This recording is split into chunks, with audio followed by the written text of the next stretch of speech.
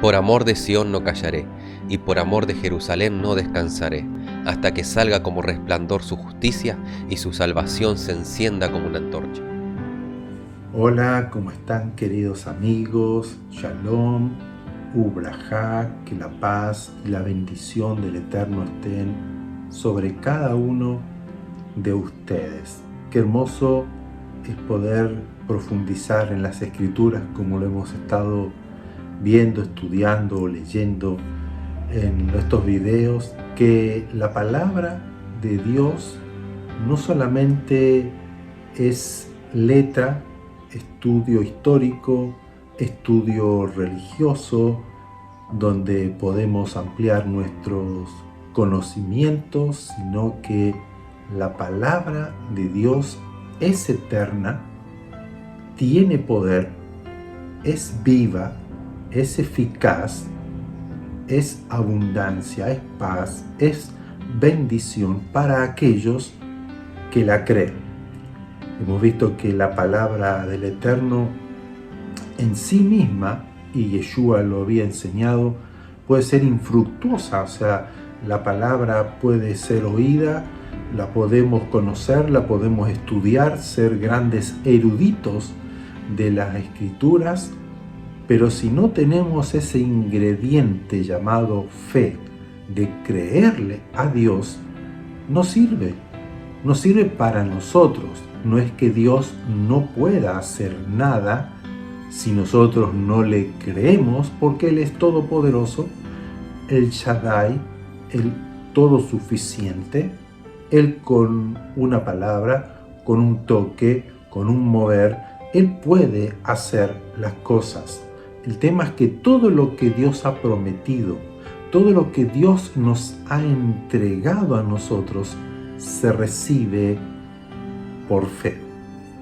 Recordamos en toda la historia de Israel que no pudieron entrar a la tierra prometida por incredulidad, porque no le creyeron, tuvieron miedo, vieron los gigantes, vieron las murallas, etc. No creyeron al Eterno. Y hoy, en este mensaje que quiero transmitirles a cada uno de ustedes, también vamos a ver cómo por la fe muchos de estos personajes lograron o alcanzaron grandes cosas, Dios obrando con ellos. Porque a veces creemos que el ir a la sinagoga, el ir a una iglesia o en todas las religiones, ir a un templo, al lugar sagrado, al lugar de reunión, al lugar donde practicamos esa religión, creemos que Dios está allí y que Dios solamente ve cuando vamos allí, cuando estoy en la reunión, cuando estoy practicando o participando de lo que es la religión, la actividad, el ritual, etc. Que nosotros podemos a veces caer en ese error, ¿no? Yo voy, entonces como voy, hablo bien, me presento bien, hago cosas buenas, como a veces queremos engañar a un médico haciéndonos los exámenes, ¿no? Y para que no nos salga el azúcar o la glucosa alta o el colesterol, tratamos de que en esa semana hacemos una dieta forzada para que los exámenes salgan bien, pero nos estamos engañando a nosotros mismos, porque a Dios no le podemos engañar. Él conoce los más profundos e íntimos pensamientos nuestros.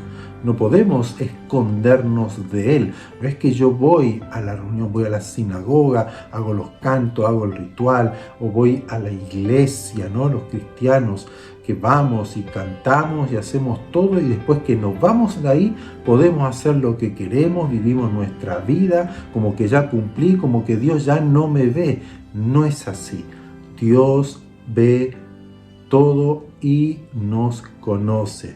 Es como una relación que tenemos que tener con Él de honestidad. Para Dios no sirve el que finja o aparenta ser un kadosh, un santo, el que cumple, el que es obediente, el que conoce, ¿no? Soy un erudito, soy un morá en la escritura, un rabí de las escrituras.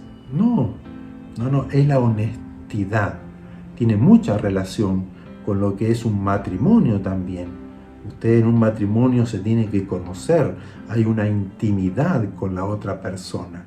Y cuando usted conoce, ¿no? Como ejemplo, que su esposa o a su esposo hay cosas que no le gustan, y usted por ahí le dice, mira, es lo que tengo, es lo que hice, es lo que cociné, es lo que encontré, y usted se lo entrega como un regalo, y tal vez usted sabe que no le gusta, y si él le dice, ay, qué lindo, hermoso, qué hermoso regalo, y usted sabe que está fingiendo, porque no le agrada, no le gusta, entonces no está siendo honesto, no está siendo sincero o sincera en esa relación. Cuando usted le miente a su pareja, a su esposo o a su esposa, y más sobre todo cuando uno ya se conoce en esa relación de tiempo, es difícil engañar y mentirle, porque ya nos conoce, ya saben que soy así, y si yo hago algo que va en contra de lo que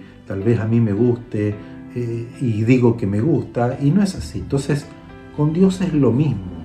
Hay cosas que nosotros tenemos que hablar con Él sinceramente, porque Él ya la conoce. No podemos nosotros caminar la vida de fe si no somos honestos, transparentes, sinceros con el Eterno. Y lo vamos a ver aquí, en el día de hoy.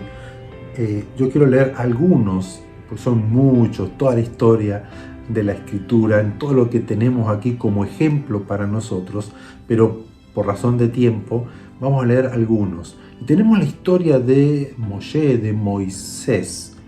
Todos nosotros creemos, wow, Moisés, lo que hizo, ¿no? Cómo abrió el Mar Rojo, cómo sacó al pueblo de Israel de la esclavitud en Egipto, cómo él hablaba con Dios cara a cara, y lo vemos a Moisés como un hombre allá, súper espiritual, que tocaba, ¿no?, los cielos con la mano, que no lo podíamos ni ver al rostro porque estaba brillante. Y nosotros siempre nos inclinamos a adorar, a manifestar cierto asombro por aquellos que supuestamente son poderosos, son dinámicos, exitosos, prósperos, y sobre todo en lo que es la religión o los líderes religiosos, que nosotros a veces caemos en esa admiración y sacamos la mirada al foco de lo que es realmente importante, que es Hashem, que es Dios. Y aquí Moisés, vamos a ver en Éxodo, el libro de Éxodo, el capítulo 3, tenemos el verso 10, el verso 11, el capítulo 3, aquí cuando ya Dios lo llama a Moisés en el monte. Moisés vio la zarza y tiene una comunicación con Hashem. Hashem se presenta: quítate el calzado de tus pies porque el lugar donde pisas es Kadosh. Y aquí comienza a conversar y Dios le dice: yo te envío que vayas a Faraón y saques al pueblo de Israel, porque yo he oído el clamor, el gemir de mi pueblo, y yo te envío a ti para que vayas y lo saques. ¿Qué dice Moisés? Verso 10 y 11 del capítulo 3 de Éxodo. Dice Dios: ven por tanto ahora y te enviaré a Faraón para que saques de Egipto a mi pueblo, los hijos de Israel. Entonces Moisés respondió a Dios: ¿quién soy yo para que vaya a Faraón y saque de Egipto a los hijos de Israel? Y sigue la conversación, Dios le sigue hablando. Vamos al capítulo 4 de Éxodo, el verso 1, que dice: entonces Moisés respondió diciendo: he aquí que ellos no me van a creer, ni oirán mi voz, porque dirán, no te ha aparecido Hashem. Y el verso 10, entonces dijo Moisés a Hashem, ay Adonai, nunca he sido hombre de fácil palabra, ni antes ni desde que tú hablas a tu siervo, porque soy tardo en el habla y torpe en la lengua. O sea, como que soy tartamudo, no sé hablar. Excusas y excusas de un hombre frágil, un hombre temeroso. Recuerden que él mató a un egipcio, tuvo que huir de Egipto, estuvo 40 años siendo pastor de ovejas de su suegro. Pero aquí Dios le llama y él no, que no, y que no, y que no. Y vemos luego cuando él va qué cosas extraordinarias hizo Dios a través de Moisés, porque dice la Escritura que Moisés le creyó a Dios. Yo no puedo, no sé hablar, tengo esta debilidad, etcétera, lo que podamos nosotros plantearle a Dios como si Dios no lo supiera. Pero Dios dice, yo sé lo que eres, yo sé que eres tardo al hablar, yo sé que eres temeroso, yo sé que te cuesta, pero ve, yo te envío, yo voy a hacer la obra a través tuyo. Vamos a Gedeón, vamos a Jueces, al libro de Jueces. Gedeón, otro personaje que era temeroso, débil, se ocultaba y le echaba la culpa a Dios de lo que estaba ocurriendo en Israel. Y la culpa era del mismo pueblo de Israel que había abandonado a Hashem, se había ido detrás de los dioses paganos y comenzó Madián, los cercó, no tenían que comer, les robaban toda la cosecha, todo lo que Israel tenía, y así por mucho tiempo. ¿Y qué hace Dios? Va a Gedeón, capítulo 6, el verso 11 al 15 del libro de Jueces. Y vino el ángel de Hashem y se sentó debajo de la encina que está en Ofra, la cual era de Joás, y su hijo Gedeón estaba sacudiendo el trigo en el lagar para esconderlo de los madianitas. Y el ángel le dice, Adonai Hashem está contigo, varón esforzado y valiente. Y Gedeón le respondió, Señor mío, si Hashem está con nosotros, ¿por qué nos ha sobrevenido a cada uno de nosotros todo esto? ¿Y dónde están todas sus maravillas que nuestros padres nos han contado diciendo, no nos sacó Hashem de Egipto? Y ahora Hashem nos ha desamparado y nos ha entregado en manos de los madianitas. Y mirándole Hashem, mirándole como a cada uno de nosotros, Hashem nos mira y sus ojos penetran lo más profundo de nuestro corazón, le dijo, ve con esta tu fuerza y salvarás a Israel de la mano de los madianitas. ¿No te envío yo? Entonces le respondió, Señor mío, ¿con qué salvaré yo a Israel?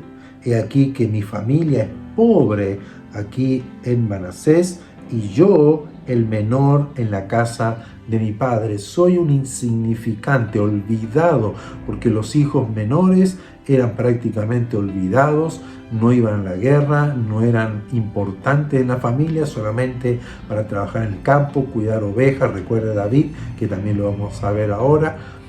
Personas frágiles, temerosas, con miedo y que le echan la culpa a Dios. ¿Cómo? ¿Dónde está Hashem? ¿Dónde están los milagros? ¿Dónde están los portentos?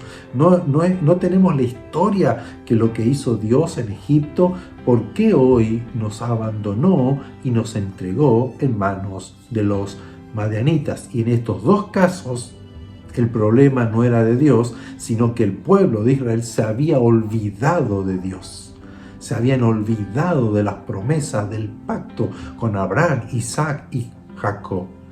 Aquí vemos cómo luego Gedeón buscó a 30.000 personas. De esas 30.000 personas iban a ir un ejército numerosísimos como la arena del mar. Como 30.000 personas frente a tanta gente. Y no solo eso, sino que Dios le dice, no, 30.000 es mucho. Quedaron 300 hombres.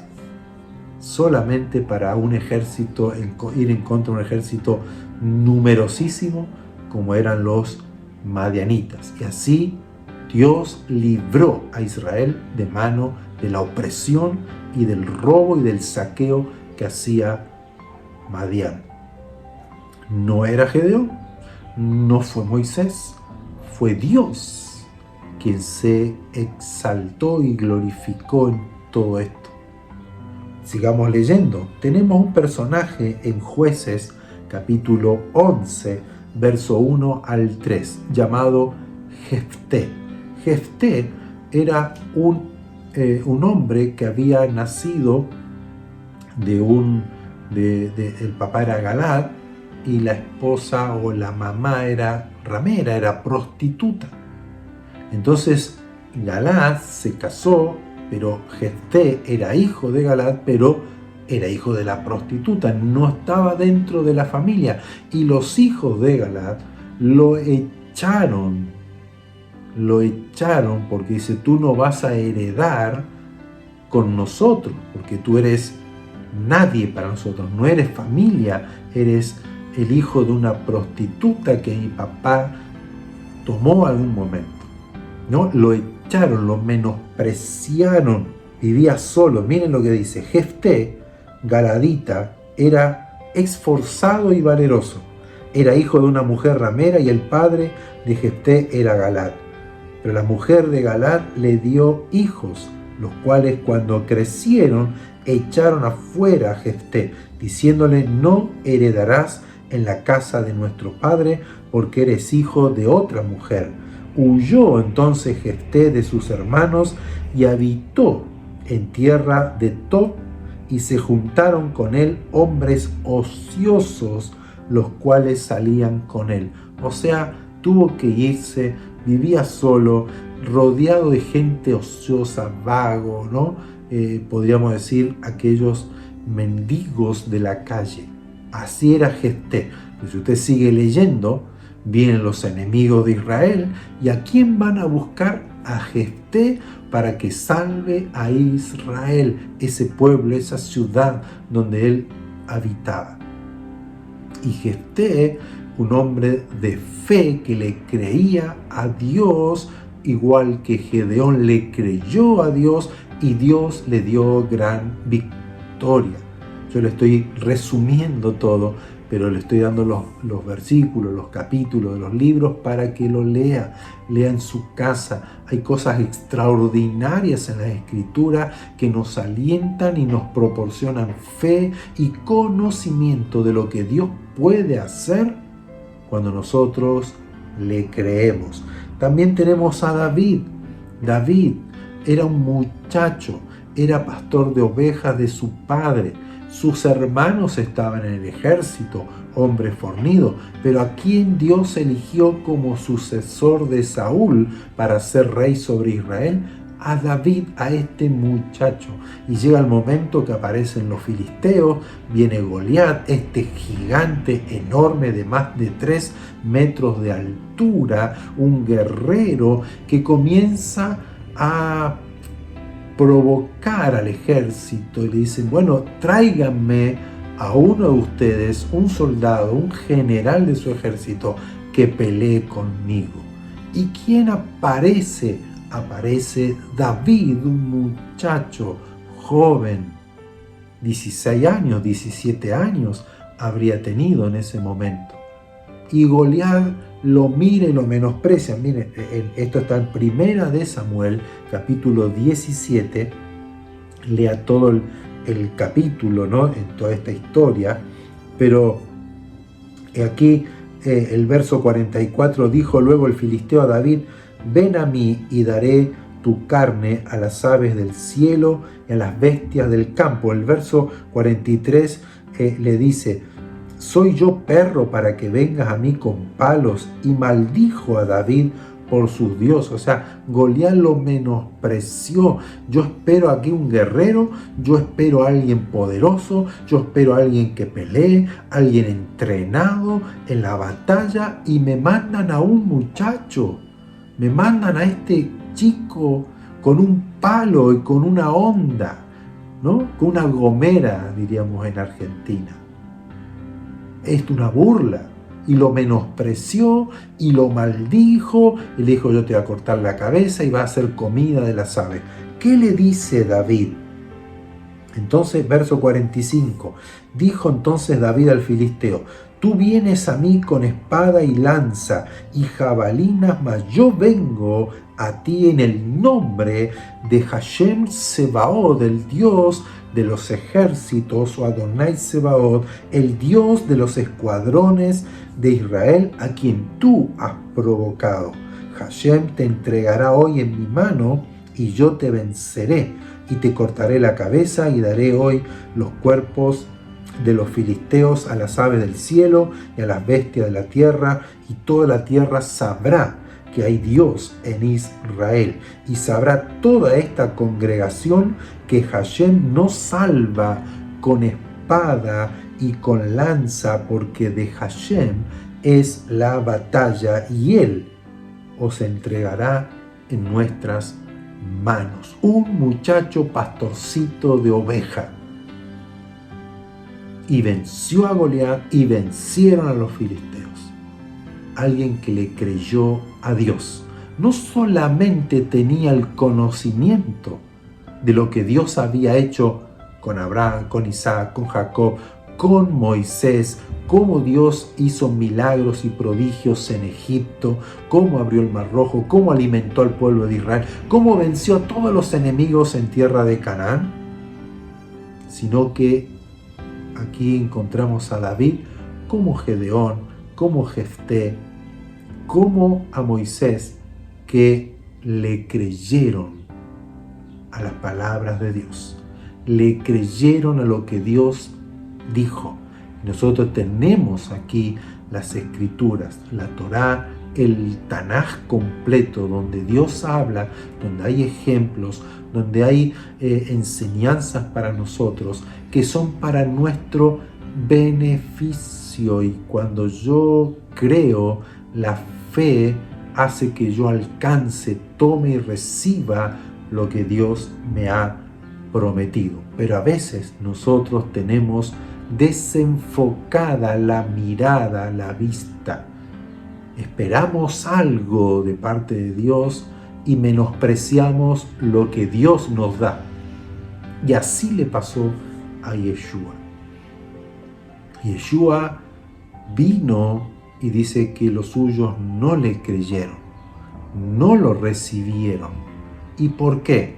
Porque esperaban a un guerrero, como Goliat esperaba a un guerrero. Goliat esperaba a alguien que pelee con él, que esté entrenado, un guerrero que venza a los filisteos, y no un muchacho, no un pastor de ovejas.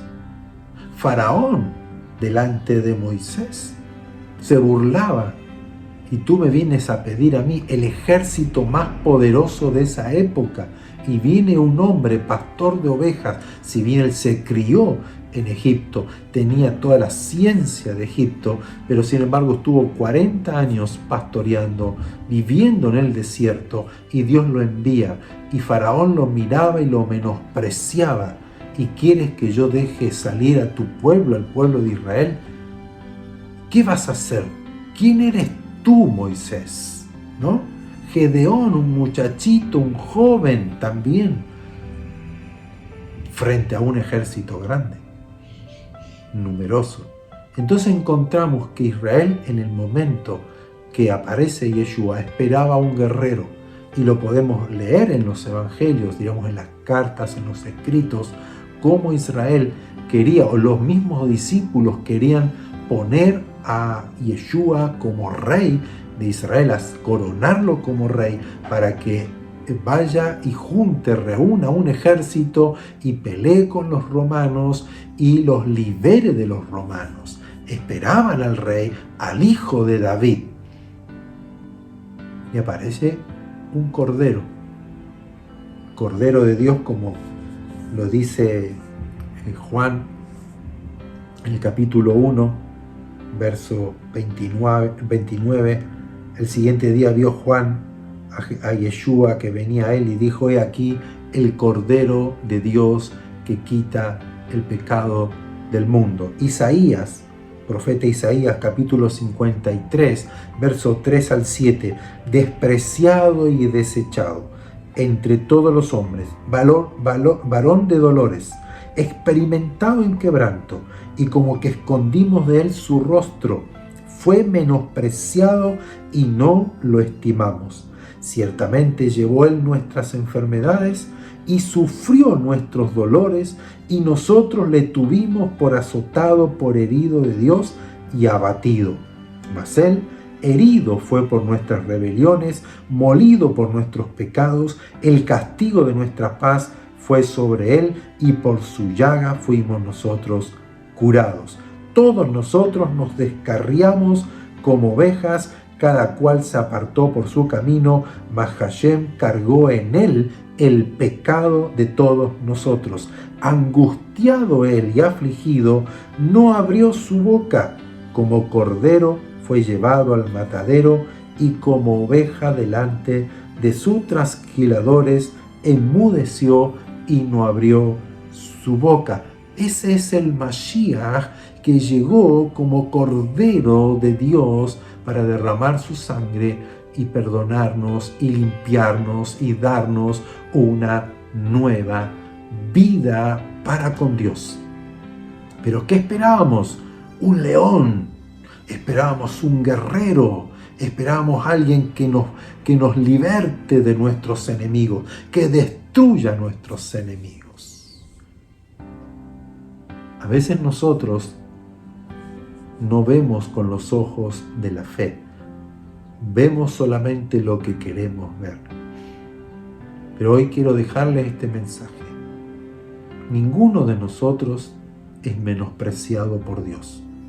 Ninguno de nosotros merecemos nada, pero Dios cargó sobre él el pecado de todos nosotros, y en él nos ha dado vida para que hoy nosotros, al igual que Gedeón, al igual que Moisés, al igual que David, al igual que Jefté, seamos más que vencedores, tengamos victorias y triunfos en esta vida tan dolorosa, tan triste, tan oscura, que podamos nosotros caminar en luz, tener la cobertura, la protección de Dios, conocerle, hablarle, volcar toda nuestra ansiedad sobre él, tener la victoria que él obtuvo, porque él en el madero, en la muerte, obtuvo una victoria, pero no para él, sino para nosotros. La victoria de Moisés, la victoria de Gedeón, la victoria de David, la victoria de Jefté, la victoria de Josafat y tantos otros personajes en las Escrituras